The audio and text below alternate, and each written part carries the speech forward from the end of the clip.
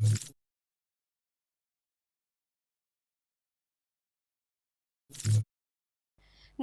હું છું પ્રિયા અને તમે જોઈ રહ્યા છો જનતા કી જાણકારી ન્યૂઝ। નજર કરીએ આજના સમાચાર।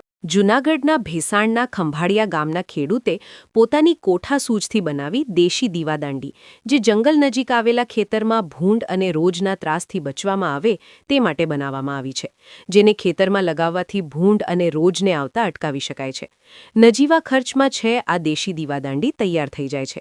આવો જાણીએ આ દેશી દીવાદાંડી વિશે। જંગલ વિસ્તાર પાસેના આવેલા ખેતરોમાં જંગલી ભૂંડ અને રોજડાના ત્રાસથી ખેડૂતો પરેશાન થઈ ચૂક્યા છે, ત્યારે ભેસાણ તાલુકાના ખંભાળિયા ગામના હરિભાઈ ઠુમ્મર નામના ખેડૂતે પોતાની કોઠાસૂઝથી દેશી દીવાદાંડી બનાવી છે, જેને પોતાના ખેતરમાં લગાવવાથી છેલ્લા 3 વર્ષથી ભૂંડ કે રોજડા તેમના ખેતરમાં આવ્યા નથી।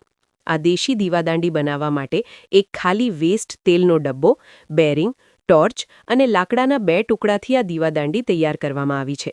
બેરિંગને કારણે દોરી ઉપર રાખેલ ડબ્બો તેની અંદર ટોર્ચ મૂકી દેવામાં આવી, જેથી કરીને રાત્રિના સમયે પવનને કારણે આ ડબ્બો ફરતો રહે અને તેમાં મૂકેલી ટોર્ચથી સમગ્ર ખેતરમાં પ્રકાશ ફરતો રહે છે, જેથી ભૂંડ અને રોજને પ્રકાશ પડવાથી સમજે કે ખેતરમાં કોઈ છે અને ખેતરમાં પ્રવેશ કરતા નથી।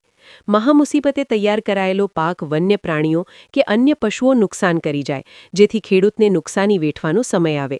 પરંતુ આ નાનકડી કોઠાસૂઝથી બનાવેલી દીવાદાંડી ખેડૂતોના લાખો રૂપિયાના પાકનું રક્ષણ કરે છે, અને એ પણ નજીવા ખર્ચમાં। હરિભાઈ ઠુમ્મર દ્વારા બનાવેલ દીવાદાંડી આજુબાજુના ગ્રામ્ય પંથકમાં પણ આકર્ષણનું કેન્દ્ર બની છે, અને લોકો પોતાના ખેતરમાં આવી જ દીવાદાંડી લગાવવા માટે હરિભાઈ પાસે વિનામૂલ્યે બનાવવા માટે આવે છે। જીઓ કે આપનું નામ ફરીવાર મારું નામ છે હરિભાઈ પાસાભાઈ ઠુમ્મર, ગામ ખંભાળિયા, ભેસાણ તાલુકો અને જૂનાગઢ જિલ્લો। હવે આ વસ્તુ એવી છે કે રોજડા અને ભૂંદડા અમારે ખરાબો આજુબાજુમાં ખરાબો છે, પડતર જગ્યા છે, પડતરમાં જ રોજડા કાયમને માટે બેઠા હોય, ભૂંદડા છો, રોજડા છે, કોઈ પણ જનાવર। એટલે મારે આખી 2018માં નબળું વરસ હતું, બરોબર, અને કપા ઓરવેલો હતો। હવે ફૂટનો કપા અને હવારે રોજડા બાઠી જાય અને હું આખી રાત જાગું એના હારુંથી। પછી મેં કહ્યું હવે આખી રાત જાગવું, દિવસનું કામ કરવું, હવે આ રાતનું કંઈક ગોઠવીને તો વધારે સારું।